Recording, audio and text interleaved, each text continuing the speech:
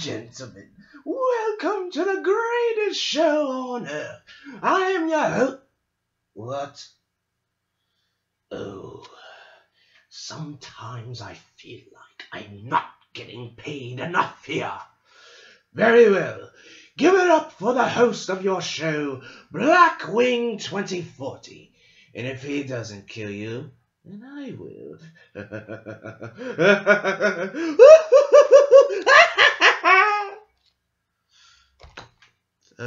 Thank you, Joker, for that beautiful introduction. Well, hello, folks.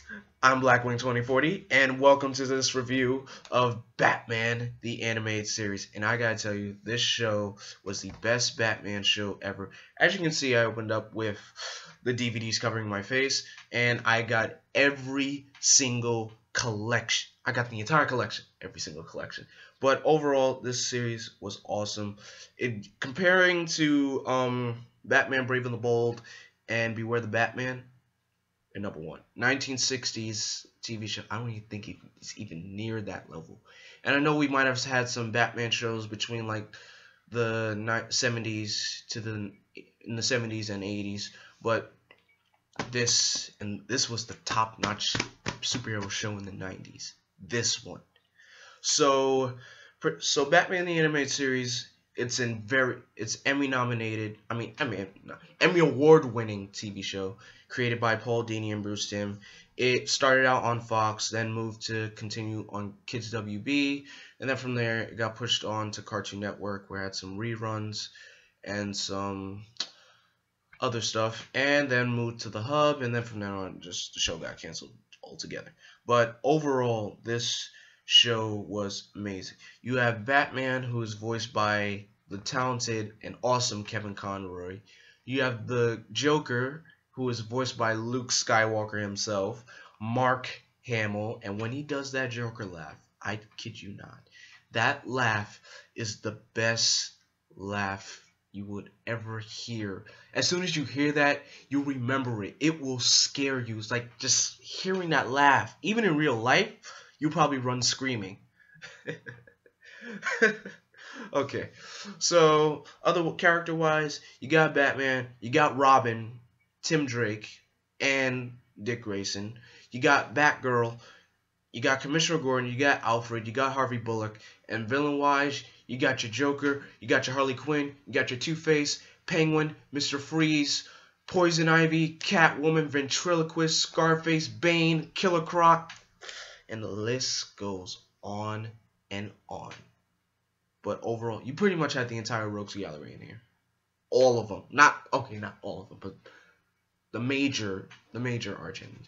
And also, they may have their share of original characters as well, and there's no problem with that. And speaking of original characters, Harley Quinn was the original character in this series. So, check your history, folks. Harley Quinn, if it wasn't for this show, we would not have the coolest female funniest and coolest super villainess, if I may say. Because there is no Joker without Harley Quinn. Those two deserve each other. And Harley Quinn, my advice, is a fan favorite, and she's also one of my favorite female supervillains. So kudos to Bruce Timm and Paul Dini, and I'm forgetting the directors' names. But this series ran from 1992 all the way to 1995. And then from there it got added on with Superman the Animated Series, and then with Batman Beyond, and then Justice League Unlimited, Static Shock, and from there that was the end of the DC Animated Universe. But this was the kickoff of the DC Animated Universe. And I want to say my favorite part of the animated series was this season right here, the new Batman Adventures, because the animation style in this was so epic, so perfectly drawn. They revamped every character, and by revamp, they made everyone look totally different. Batman got his classic black and gray look. Robin, Tim Drake went with his red and yellow Robin suit. Batgirl had her black and yellow. Black and yellow. Nightwing had his black and blue. And The villains, on the other hand, I love their revamps. Like, the reason why these characters got revamped was to add on with the friendlier version of Superman the Animated Series, because Superman the Animated Series and the new Batman Adventures were both airing at the time. So they wanted to make the show look more friendlier, like Superman-ish. But I love the new Batman Adventures more because because Tim Drake is in it, and Tim Drake is my #1 favorite Robin, and he's the best Robin there is. I mean, Dick Grayson is awesome. I love Nightwing, but Tim Drake, he nails it. Best Robin there is. So I just love this series. This series was beautiful to watch. It had some amazing moments, especially with the two-part episodes. When a show has a two-part episode, you just want to know what happens next.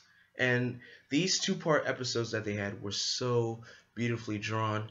It was just totally amazing. And movie-wise, it had its follow-up movies. The first season had The Mask of Phantasm, which is amazing. It is a really great Batman film. And I also said that in my top 10 DC animated movies. That is an epic movie to watch. So definitely watch that. You got Batman and Mr. Freeze Sub-Zero. That was another one of the movies I mentioned. Definitely watch that. And for the new Batman Adventures, they had Batman: The Mystery of the Batwoman. That movie was it was okay. I actually liked it, but in some points I just never understood it. Like, it was just some very confusing in some points. But overall, this series was top notch. I was so glad and so happy to watch every single episode, even moments where I would doze off watching it, and that was okay because that showed I was getting into it. I wasn't getting bored. I was really getting into it. And so for that, don't forget to like, comment, and subscribe, folks. And a little tribute to Kevin Conroy. I am vengeance. I am darkness. I am Blackwing. And stay golden.